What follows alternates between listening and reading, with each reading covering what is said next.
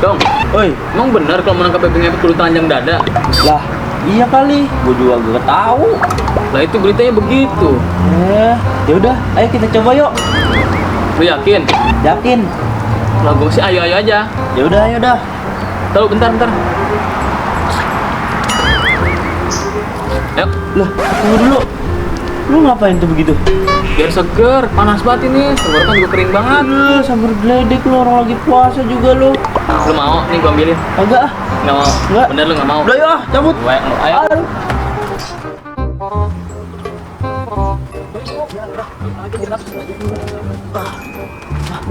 Tuh kan, baru kita buka baju, udah ada air dong. Iya. Oh beneran ini mah. Ayo buru kabur dia. Ayo.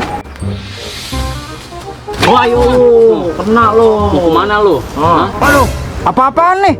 Woi, Lu mau ngepet kan lu? Ayo lu, udah ketangkap basah lu. Mau ngapain lu? Hah? Mau ngepet di kampung gua lu ya? Wah, mau coba-coba lu. heh, ini gua biwok. Buset dah, lu kagak ngenalin? Ada.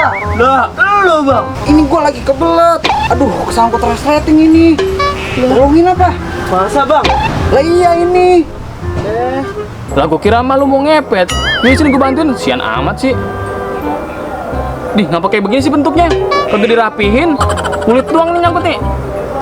Nah, Aduh.